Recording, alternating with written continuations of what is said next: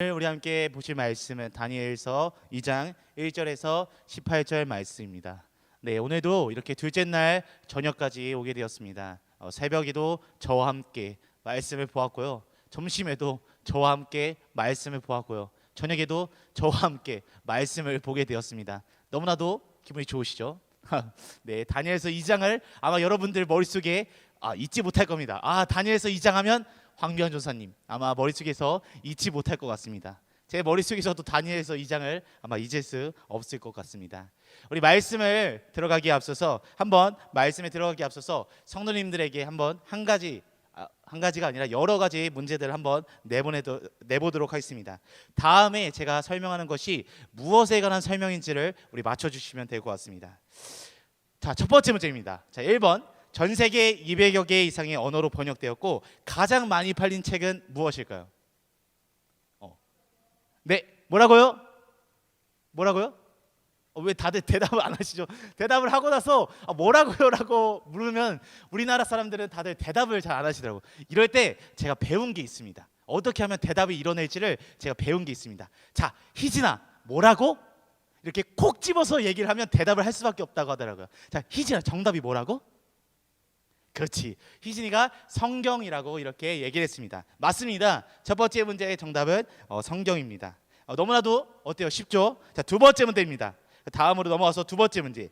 2020년 8월 9일부터 시작해서 16일까지 열정적으로 뜨겁게 부흥회를 하는 곳은 어디일까요?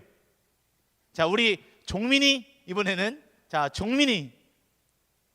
그렇죠. 우리 여기 있는 바로 등마루 교회입니다. 이렇게 두 번째 문제였어요. 어때요? 두 번째 문제까지 너무나도 쉬웠죠? 세 번째 문제를 한번 내보도록 하겠습니다. 자, 세 번째 문제예요. 자, 진짜 어려운 문제니까 여러분들 잘 듣고 한번 정답을 맞춰보면 좋을 것 같습니다. 그 부흥회에서 월요일날 새벽, 점심, 저녁 말씀을 전하는 정말 잘생긴 전사님은 누구일까요? 땡! 김병준 전사 아닙니다. 절대 그 정답은 아니고요. 우리 어떻게 진희쌤? 그렇죠. 황교안 전도사라고 답변이 나왔습니다. 아주 훌륭한 답변이었습니다. 어떻게 이렇게 세 문제를 한번 풀어봤는데 여러분 참 쉬웠죠? 네, 지금까지는 말씀에 들어가기 앞서서 여러분들에게 조금 분위기를 업시키고자 냈던 문제고요. 진짜 문제를 한번 내보내도록 하겠습니다. 여러분, 전 세계 200여 개 이상의 언어로 번역되었고 아까 말했던 이 성경책 다음 신앙서적 중에서 성경 다음 가는 베스트셀러로 꼽히는 책은 과연 무슨 책일까요? 그렇죠. 정답이 나왔습니다. 조금만 더 큰 소리로 말씀해 주실 수 있을까요? 그렇죠. 거자히 감사합니다. 네, 바로 철로역정입니다. 철로역정을 보게 되면은 우리 인생을 생각할 수 있게 되는데요. 특히 믿음을 가지고 그 길을 갈 때 계속되는 위기가 있음을 우리는 알 수 있습니다. 우리가 천국에 나아가기까지는 곳곳에 위험이 도사리고 있다라는 말입니다. 오늘 본문 말씀, 이 다니엘서 2장 말씀을 우리가 살펴보게 되면 다니엘과 친구들이 그러한 위기를 만나게 됩니다. 그런 위기가 너무나도 큰 위기라 자신들의 목숨까지 잃을 법한 그러한 위기들을 만납니다. 그 위기의 사건은 바로 이 느부갓네살 왕이 꿈을 꾸면서 시작이 됩니다. 과연 오늘 말씀을 통해서 다니엘과 그 친구들이 어떻게 위기 속에서 이겨냈는지, 또한 위기 속에서 다니엘과 새 친구들이 무엇을 기대했는지를 오늘 함께 말씀을 통해 함께 보도록 하겠습니다. 우리 첫 번째로 오늘은 조금 저녁 때는 새벽 예배 때도 또한 다니엘 2장 말씀을 갖고 나눴기 때문에 저녁에는 이 말씀을 조금 더 알아보면서 이 말씀의 흐름을 보면서 우리가 나아가도록 하겠습니다. 우리 첫 번째로 우리 본문 말씀 1절 말씀을 우리 다시 한번 보도록 하겠습니다. 우리 2장 1절 말씀을 우리 다시 한번 큰 목소리로 우리 함께 읽어볼까요? 시작.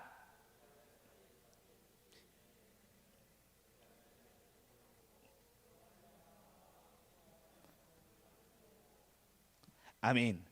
느부갓네살 왕은 왕이 되기 전부터 수많은 전쟁터를 누비며 승리를 거두었던 아주 강력한 왕이었습니다. 어떠한 것도 두려워하지 않는 그러한 왕이 바로 이 느부갓네살 왕이었습니다. 그런데 그 왕이 한 꿈 때문에 너무나도 괴로워한다라고 이렇게 이야기하고 있습니다. 마음이 너무나도 답답하고 불편해서 느부갓네살 왕은 잠을 이룰 수가 없습니다. 그래서 왕은 자신의 꿈이 어떠한 의미인지를, 자기의 꿈을 해석하기 위해 사람들을 부릅니다. 박수와 술객과 점쟁이와 갈대아 술사들을 부르는데, 바벨론에서 가장 제일 잘 나가는 이 지혜자들을 느부갓네살 왕이 소집을 한 것입니다. 그런데 이 지혜자들이 느부갓네살 왕 앞에 모여서 꿈을 알려주기를 구하지만 왕은 그 꿈을 절대 그들에게 알려주지 않습니다. 자신의 꿈과 해석을 모두 말해야 된다라고 이렇게 그들에게 이야기를 합니다. 지혜자들 입장에서는 너무나도 황당하고 어이가 없는 요구입니다. 아니, 왕이 자신의 꿈을 우리들에게 알려주지도 않으면서 어떻게 그 꿈을 해석하고 또한 그 꿈 또한 맞추라고 이렇게 명령하고 있기 때문입니다. 그러면서 왕은 이렇게 그들에게 이야기를 합니다. 우리 이어서 본문 말씀 5절 말씀을 우리 함께 보시도록 하겠습니다. 우리 5절 말씀 우리 함께 읽도록 하겠습니다. 시작. 왕이 갈대아인들에게 대답하여 이르되 내가 명령을 내렸나니 너희가 만일 꿈과 그 해석을 내게 알게 하지 아니하면 너희 몸을 쪼갤 것이며 너희의 집을 거름더미로 만들 것이요. 아멘. 5절 말씀에 이렇게 나와 있습니다. 꿈과 꿈의 해석을 말하지 못할 경우 너희의 몸을 쪼갤 것이고 또한 너희 집을 거름더미로 만든다라고 어마무시한 말을 이 느부갓네살 왕은 말하고 있습니다. 너희들만이 아니라, 여기 있는 너희들만이 아니라 너희의 집안, 너희의 가족 모두 죽이겠다라고 이렇게 말하고 있는 것입니다. 여러분, 너무나도 두려운 일입니다. 지혜자들은 그래서 자기들이 살기 위해서, 가족들을 살리기 위해서 계속해서 왕에게 꿈을 알려주기를 구하지만 왕의 생각은 전혀 변함이 없었습니다. 꿈과 해석을 모두 말하라고 이야기합니다. 왜냐하면 이 느부갓네살 왕은 그들이 하는 말을 100% 믿을 수 없었기 때문입니다. 지혜자들이 실제로는 꿈의 의미를 알지 못하면서 적당한 말로 꾸미고 마음대로 해석할 경우 그 해석이 맞는지 아닌지 왕은 알 수 있는 길이 없었기 때문입니다. 그래서 왕은 이 여기에 모인 지혜자들이 정말로 특별한 능력을 갖고 있다면 자기의 꿈을 자기가 말하지 않아도 그들 알고 그 꿈을 해석할 수 있을 것이다 라고 이렇게 생각을 했던 것입니다. 그런데 여러분, 어떻습니까? 그들이 섬기는 거짓 신들은 그러한 능력이 하나도 없습니다. 지혜자들의 실상이 이때 다 들통이 난 것입니다. 지혜자들은 왕과 줄다리기를 하는 것처럼 서로의 주장이 팽팽한 가운데 3번에 걸쳐서 똑같은 대화가 오고 가곤 합니다. 왕은 점점 더 분노가 치밀어 오르고 지혜자들은 점점 더 난감한 상황에 놓여 있습니다. 이어서 우리 본문 말씀 12절 말씀을 우리 함께 보시도록 하겠습니다. 우리 본문 말씀 12절 말씀입니다. 시작. 왕이 이로 말미암아 진노하고 통분하여 바벨론의 모든 지혜자들을 다 죽이라 명령하니라. 여러분, 결국 왕은 이러한 신랑이 끝에 폭발을 하고 맙니다. 그래서 모든 지혜자들을 다 죽여라 라고 이렇게 명령합니다. 앞뒤 가리지 않습니다. 정말 엄청나고도 무시무시한 일이 벌어진 것입니다. 왕의 이 한마디로 인해 바벨론에 있는 귀중한 인적 자산, 꼭 필요한 인재들이 모두 죽임을 당할 위기에 놓이게 된 것입니다. 그리고 그 불똥은 여기저기 튀겨 다니엘에게까지 번지게 됩니다. 우리 이어서 우리 본문 말씀 13절 말씀을 우리 함께 읽도록 하겠습니다. 우리 13절 말씀입니다. 시작. 왕의 명령이 내림에 지혜자들은 죽게 되었고 다니엘과 그의 친구들도 죽이려고 찾았더라. 다니엘과 친구들은 아무 잘못 없이 죽을 위기를 맞게 되었습니다. 낯선 이방 나라에 포로로 잡혀왔지만 그래도 어떻게 해서 위기를 넘겨 관리가 되었는데 지금은 왕의 명령으로 인해 졸지에 죽음을 앞둔 사람이 되어버렸습니다. 이렇게 다니엘은 위기를 만나게 됩니다. 다니엘은 이 위기를 어떻게 대처했을까요? 우리는 그런 다니엘을 보고 도대체 무엇을 배울 수 있을까요? 이 2장을 통해서 우리는 무엇을 알 수 있을까요? 우리가 인생에서 만나는 위기를 기회로 바꾸기 위해 필요한 것, 우리 인생을 믿음으로 살기 위해 필요한 것은 바로 기도입니다. 우리 이어서 우리 본문 말씀 17절 18절 말씀을 우리 함께 읽도록 하겠습니다. 우리 17절 말씀 18절 말씀 시작. 이에 다니엘이 자기 집으로 돌아가서 그 친구 하나냐와 미사엘과 아사랴에게 그 일을 알리고 하늘에 계신 하나님이 이 은밀한 일에 대하여 불쌍히 여기사 다니엘과 친구들이 바벨론의 다른 지혜자들과 함께 죽임을 당하지 않게 하시기를 그들로 하여금 구하게 하니라. 아멘. 다니엘은 자신이 직면한 위기를 극복하기 위해 하나님께 나아가 기도합니다.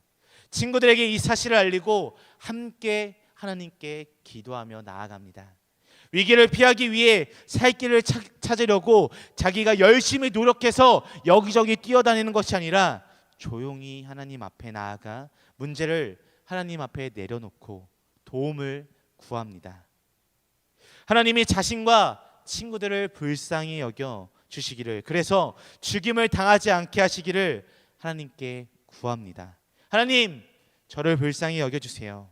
지금 제 앞에 있는 문제가 너무나도 큽니다. 하나님, 저 좀 살려주세요. 우리가 인생에서 만나는 위기들은 다니엘이 지금 처한 상황과는 다르지만, 그렇지만 우리에게도 다니엘처럼 이런 기도가 필요합니다. 하나님, 저를 불쌍히 여겨주세요. 하나님, 저를 도와주세요. 다니엘은 자신이 만난 이 어려움에 대해서 그 문제를 해결하는 방법으로 기도를 선택합니다. 또한 기도함으로 문제를 해결하려고 하고요. 기도함으로 기다리며, 또한 기도하며 하나님께서 행하실 일들을 기대하며 나아갑니다. 여러분, 믿음으로 산다는 것은요, 기도하는 것입니다. 여러분, 기도는 내가 아니라 하나님을 의지하고 하나님께서 베푸실 그러한 일들을 기대하며 나아가는 것이 바로 기도라고 할 수 있습니다. 여러분, 기도는 내가 아니라 하나님을 바라보는 것입니다.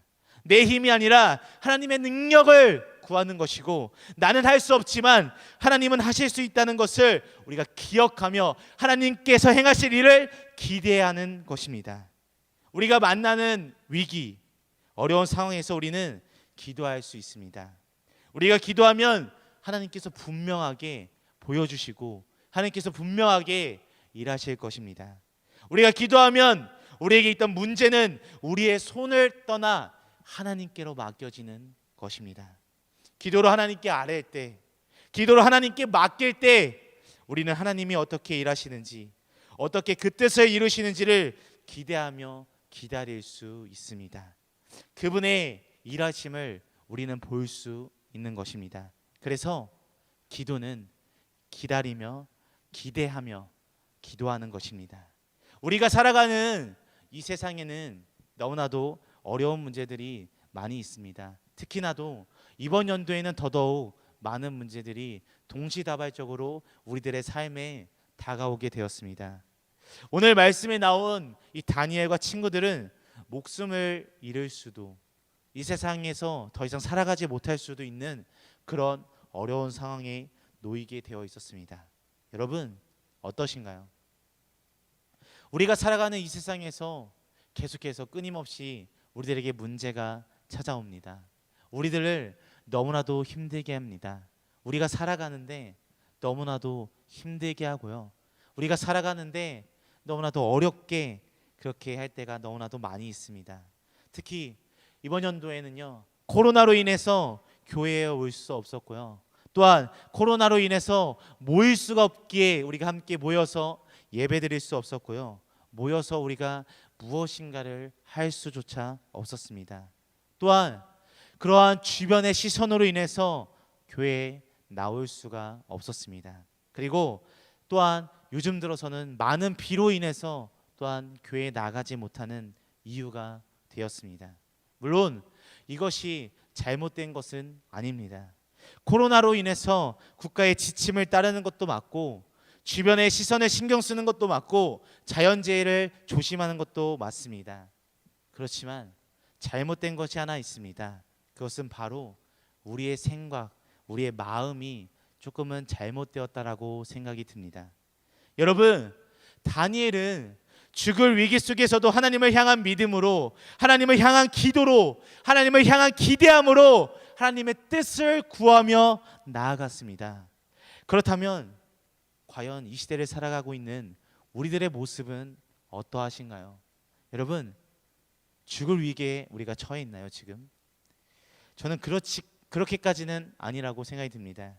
우리의 마음은 코로나가 주변의 시선이 다양한 이유들로 핑계를 대면서 혹시 도망치고 있지는 않으신가요?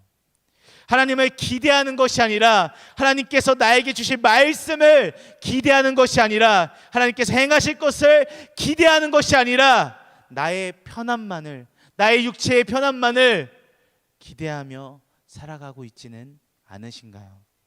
우리 이 시간을 통해서, 이 일주일간의 이 부흥회를 통해서 그러한 우리의 마음과 모습들이 이스케이프, 탈출이 되어 새로운 마음으로 새롭게 하나님을 기대하며 살아가는 우리 등마루 교회가 되길 간절히 소망합니다. 우리의 마음을 벗어버리고 우리의 마음을 예전 것에서 탈출하여 우리가 새로운 마음으로 우리가 하나님께서 주시는 말씀과 또 하나님께서 허락해 주시는 그 삶과 그 모든 것을 우리가 기대하며 또한 기다리며 기도하며 우리가 함께 하나님께 나아가길 간절히 소망합니다. 우리 이 시간 함께 찬양 한 곡 부르신 후에 우리 함께 기도하며 우리 함께 부흥회를 나아가길 소망합니다. 여러분, 아까도 말했듯이 이 세상을 살아가는 것이 너무나도 힘들고 괴롭습니다. 물론 제가 직장 생활을 하는 것이 아니라 직장인분들이 들으시기에 너무나도 황당하고 어이가 없는 소리일 수도 있습니다. 여러분, 그렇지만 그럼에도 불구하고 여러분의 마음속을 다시 한번 돌아보시길 바랍니다. 여러분, 우리가 혹시 연약한 마음에 혹시나 교회에 가지 않겠다는 그런 핑계로 인해서, 그러한 것들로 인해서 혹시 교회에 나오지는 않고 있으신가요? 우리가 너무나도 힘들고 어려워서 오늘은 쉬어도 되겠지, 오늘은 안 해도 되겠지, 상황이 이러니까 하나님께서는 용서해 주실 거야, 상황이 이러니까 하나님께서 나 하나쯤은 봐주시겠지 라고 혹시 이렇게 생각하고 있지는 않으신가요? 여러분, 그렇다면 이 시간 그 생각을 벗어 던지기 바랍니다. 그 생각을 우리의 마음속에서 탈출시켜 버리기 바랍니다. 우리는 늘 기대하며 기도하며 기다리는 삶을 살아가야 합니다. 여러분, 무엇을 기다려야 합니까? 하나님께서 이 땅을 고치실 것을, 또한 하나님께서 우리와 함께 하신다는 것을 우리는 늘 기대하고 기다리며 늘 하나님께 기도하며 나아가야 할 것입니다.